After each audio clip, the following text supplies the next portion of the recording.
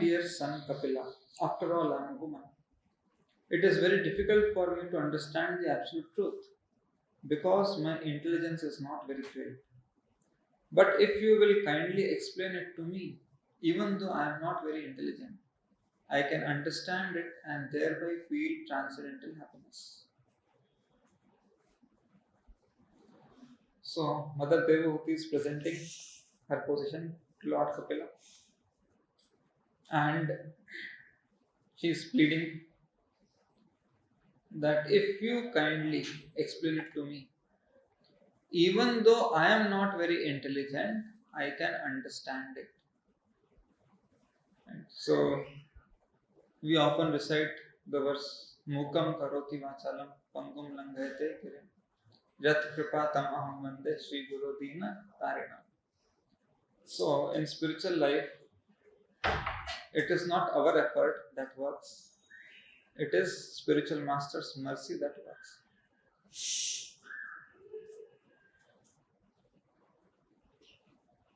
Prabhupada says this knowledge of Krishna is very difficult. Mother Devotee is also saying it is very difficult, right, for me to understand the absolute truth.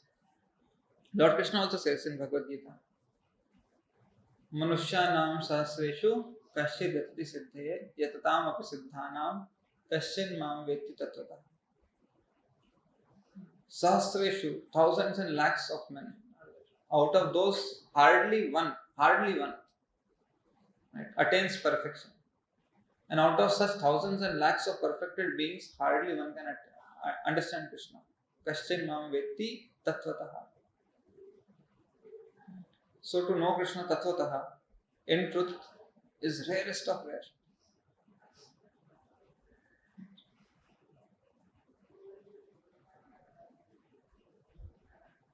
To attain perfection itself is very difficult. Perfection means freedom from three modes of nature. Liberation from this material world is called perfection. Manushyanam sahasreshu kasyadati siddhi. Siddhi means to get liberated from this material creation, material bondage. So even liberation is not the highest. Above that, out of such millions of liberated beings, hardly one knows Krishna in truth. One who knows Krishna in truth is called as Mahatma. Sa Mahatma Sudurlabha. In the same chapter, Krishna says, such a Mahatma is very rare. So, Kaschin Mam Vetti Tatvataha. This Tatvataha word is very important and very, very often, very commonly quoted in Bhagavad Gita by Krishna in many verses. Apart from this verse, there are other verses where this knowing Krishna Tattvataha is explained. In 4th chapter, 9th verse, Krishna says, Janma karma chame divyam evam yo vetti tattvataha. Tyaktva deham punarjanma neti mameti svajana. One who knows my birth, my activities, in truth, in reality, substantially. What is substance in that? After quitting this body, Tyaktva Deham Punarjanmaneti, he will not take birth again and he will come to me. But again, 7th chapter Krishna says, it is not easy to know me Tattvataha. Only rarest of rare person will know me Tattvataha. So going back to Godhead, going back to Krishna is rarest of rare instance. Hardly one can get that opportunity to go back to Krishna. But then Krishna gives a solution. Same solution which is given by Mother Devahuti. Surrender to spiritual master. By his grace, one can understand the truth. So surrender to a Tattvadarshi. Right? Who is Tattvadarshi? A bona fide spiritual master is Tattvadarshi. He has seen Krishna in truth. So somebody who has seen Krishna in truth, he can show Krishna in truth. This is what the supreme absolute truth is. One who has not seen the supreme absolute truth in truth and in reality, he cannot show it to others. So then Krishna says that go to a bona fide spiritual master. Right? Go to a bona fide spiritual master. He will show you the truth. If somebody independent of a bona fide spiritual master tries to approach Krishna, because Krishna says in Bhagavad Gita, the purpose of Vedas is to know me. Vedasya sarver ahameva vedyo. So purpose of Vedas is to know Krishna. So I will understand Krishna directly. I'll take Vedas, purchase from the market. I'll read the Vedas and I'll try to understand Krishna. So that is not possible. Vedic study doesn't happen independently. Vedic study happens under the guidance of a bona fide spiritual master. Pranipatena pariprashnena sevaya. Right? Unless one renders service, unless one inquires about Athato Brahma Jigyasa, unless one inquires about the absolute truth, by rendering service, by surrendering to a spiritual master, he cannot understand the Vedic knowledge. Right? So Vedic knowledge is, Krishna says, through the Vedas I am to be known. But there are so many people who study Vedas. Second chapter, Krishna says, Vedavad Ratha Partha Nanyadasti Astiti Vadina. What are they saying? There are so many people who are studying Vedas. Vedavad Ratha. They are absorbed in Vedas. They are living in the Vedas. But what is their conclusion? Yamimam Pushpitam Vacha. These flowery words are the conclusion of the Vedas. So they are studying Vedas independent of a bona fide spiritual master. So they are not able to grasp the essence of the Vedas. Right? So Vedic study doesn't happen independently. Then there are people. In 8th chapter, Krishna talks about another category of people who study Vedas.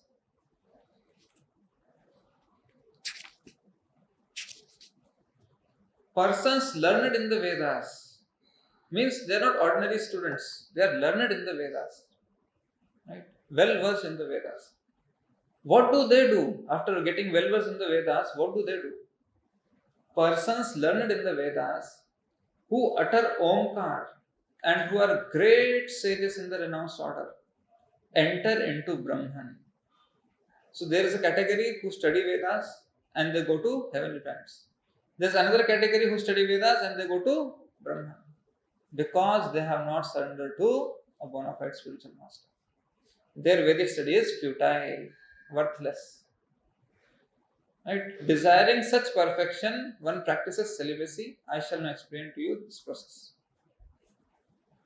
So Krishna is saying that independent Vedic study, independent of the bona fide spiritual master, simply Vedic study will yield no benefit. So sometimes we see people quoting from other scriptures, various scriptures. In this scripture, this is written, which is contrary to this. In other scriptures, something is written which is contrary to this. Right? Like sometimes somebody will bring some point. Mahabharata was spoken 10 days later. Gita was spoken 10 days later. Another person will say the interpretation is different.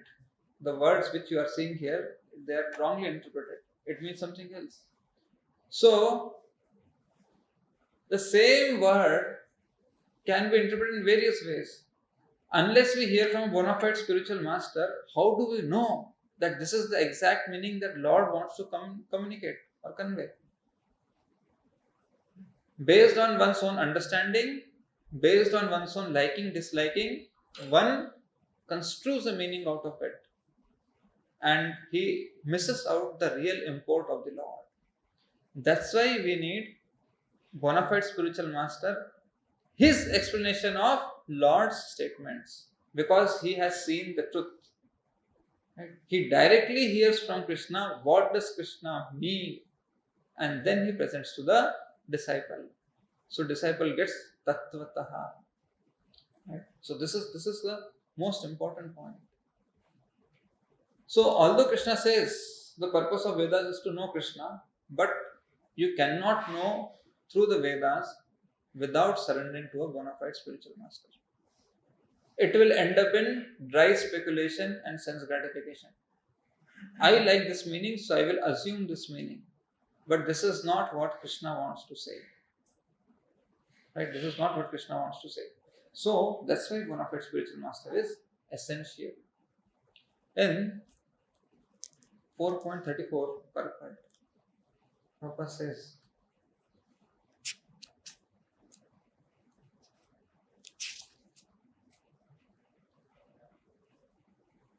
the Bhagavatam says, Dharmam hi sakshat bhagavad pranitam.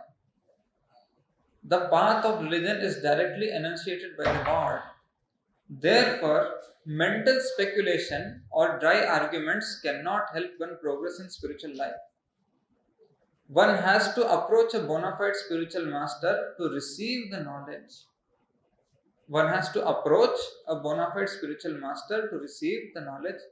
Such a spiritual master should be accepted in full surrender, and one should serve the spiritual master like a menial servant without false prestige. So, here it is written that dry speculation or mental speculation or dry arguments cannot help us in understanding the scriptures. So sometimes when people quote from different scriptures, right, devotees hear such statements and they get disturbed. Oh, in that scripture it is written like this. Right? In this scripture it is written like this. Now what should we do? We have got nothing to do.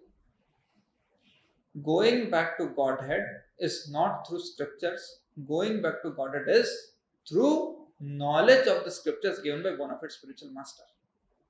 So when we are assured of what we are hearing from Prabhupada, then there is no point of concern, no point of worry, no point of anxiety for us. Shravanam itself means to hear from a bona fide spiritual master. Right? Shravanam is not just hearing Krishna Katha, it is hearing from bona fide authority. That is called Shravanam. So people quote, but what is the guarantee? First of all, they quote in such Quran, such scripture, it is written like this. First of all, what is the assurance it is really written? Second point, even if it is written in that scripture, which sounds like this, appears to be like this, who has translated it? People have a tendency, whatever comes in WhatsApp forward message, they'll read, they'll take it as Siddhanta, and they'll start arguing. So nobody questions that who translated it. Is this coming in a bona fide parampara? Is this translation authentic? Nobody questions. They just pick whatever is pleasing to them. And they just want to trigger unnecessary, worthless argument for passing time and feeling little, enhancing their ego, feeling little elated. I argued on this. Right? A serious seeker of spiritual life is not disturbed by these. Right? A serious speaker of spiritual life is not disturbed by these. So he knows. Like I will give one example. Many examples are there. One preacher goes to some donor, and then the donor says, such and such Baba has said Atma and Paramatma are one. He comes back disturbed. Why that Baba said Atma and Paramatma? Charvak Rishi said there is no Atma only. At least he is one step forward. He is at least saying Atma and Paramatma are one.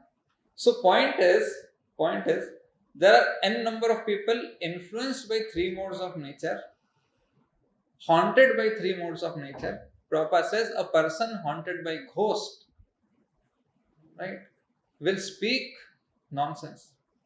Prabhupada says what a goat does not eat and what a madman does not speak. Right? Goat will eat anything, and literally, you can see goat eats anything. Like cow, it has a differentiation between eating this grass and that grass. It will not eat all kinds of grass or all kinds of leaves. But goat will eat babool leaf, mango leaf, neem leaf, any leaf you give, any grass you give, goat will eat. So what a goat does not eat, it eats everything. What a madman does not speak. Madman, so unexpected, actually not unexpected, expected, he can speak anything. So everybody under three modes of nature is madman to different degrees. People will go on speaking. But for us, conviction is, in Bhagavad Gita it is given like this, in Bhagavatam it is given like this, Prabhupada is told like this, that's all, that's the bottom line for us. So one who hears from bona fide spiritual master with conviction, right, to him the essence of spiritual knowledge, Vedic knowledge is revealed. Now here Mother Devavati is saying another point. right? That I am not capable.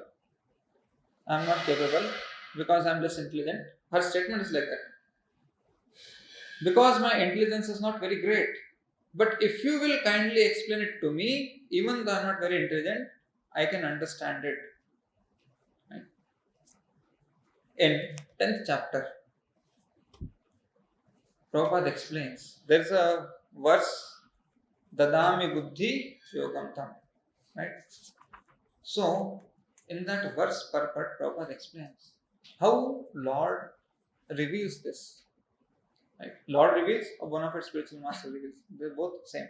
Prabhupada says in a letter to a devotee, just like Paramatma sitting within the heart, the spiritual master is also sitting within the heart. When a disciple speaks, the spiritual master speaks through his disciple. Right? Now here, somebody who is less intelligent in devotional service, sometimes here Mother Devotee herself is admitting, because I am a woman. See, there is a clear statement. Right? My dear son, after all, I am a woman. Therefore, I cannot understand. So sometimes women get offended. Ki why in Bhagavad Gita, Mam hi partha vipashatta, ye pisu papa yumya. Why Krishna has called women as papa yuni? Why Krishna has, in this way, he has derided. So actually, it's not deriding. There is one anecdote I'll share. Prabhupada.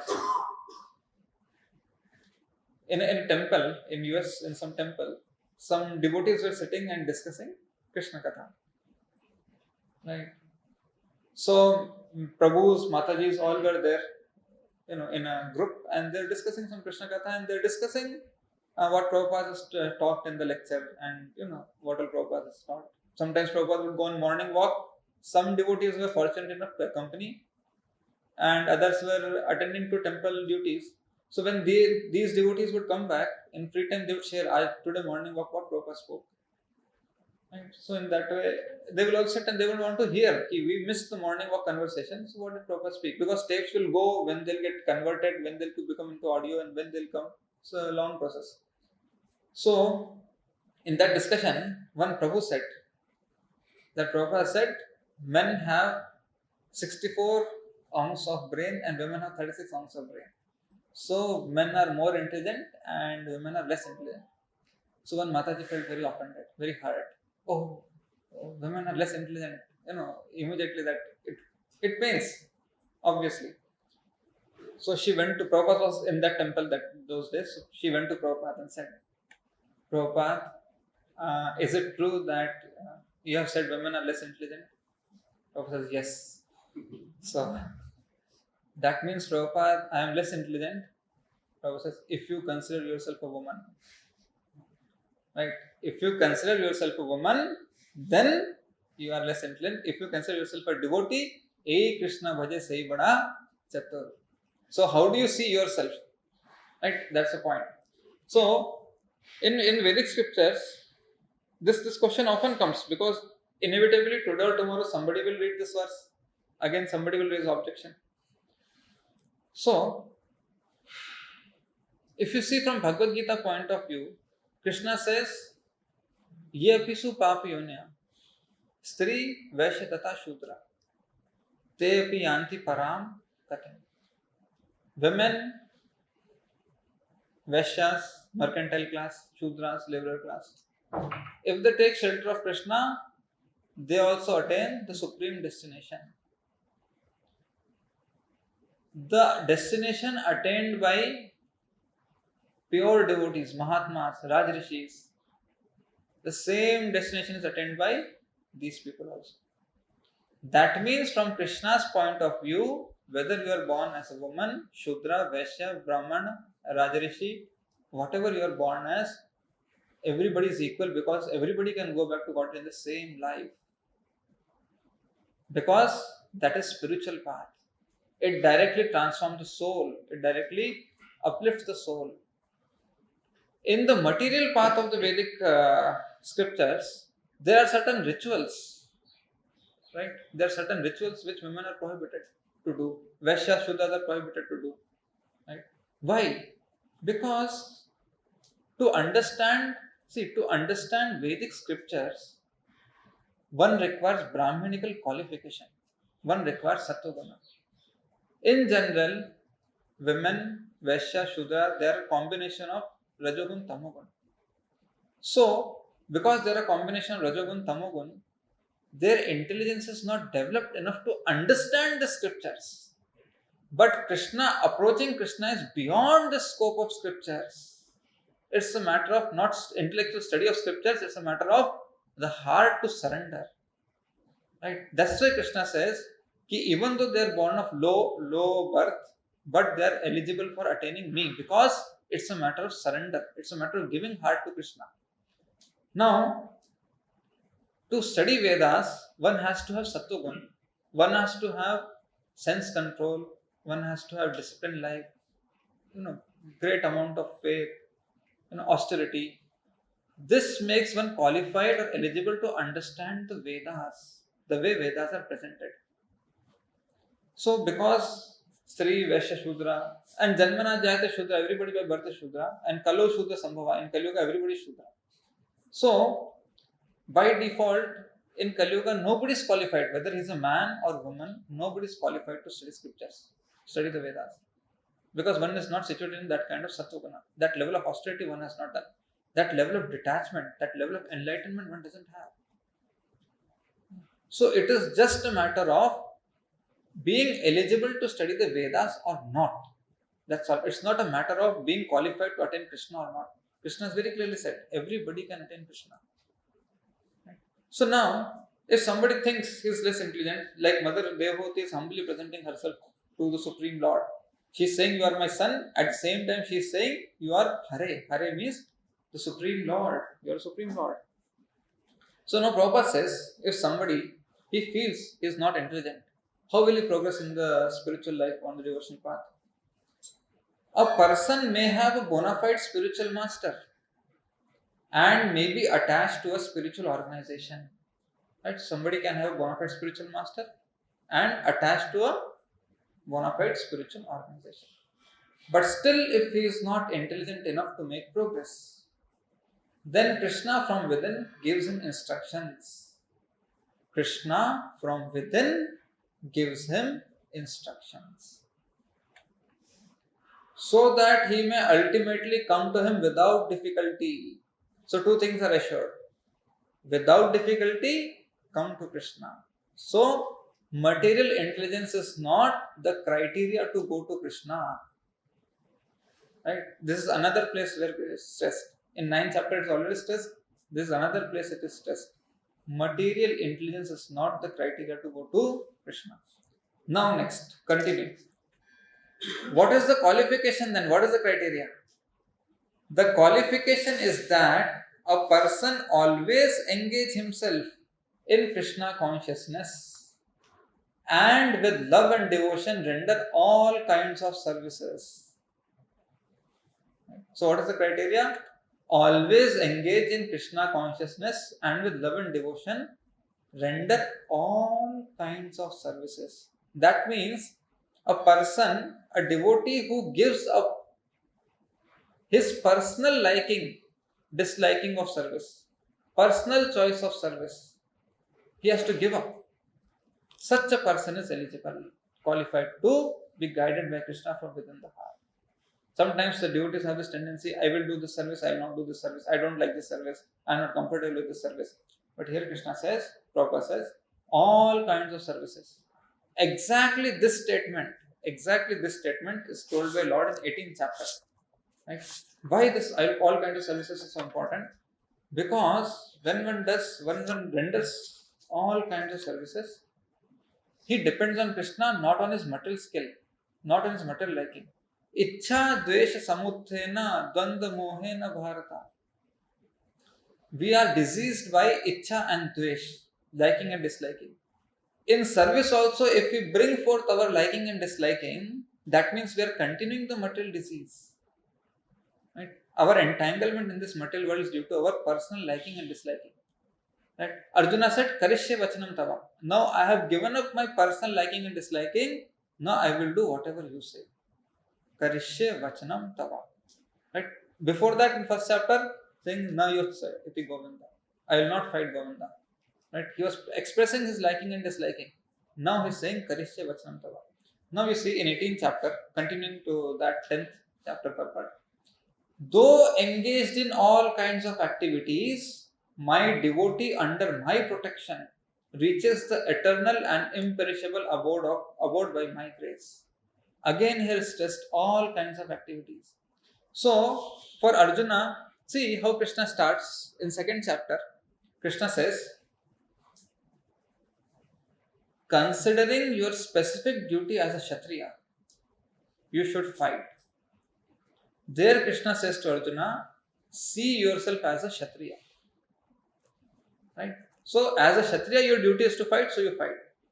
But as the chapter progresses,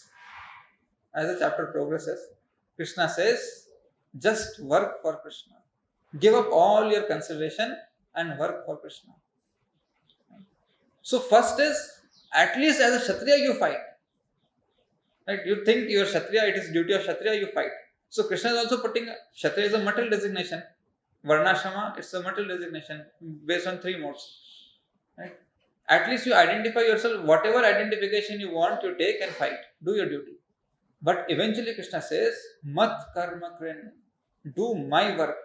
Not what you are thinking you should do. Do my work. This is why I say, engage in all kinds of activities.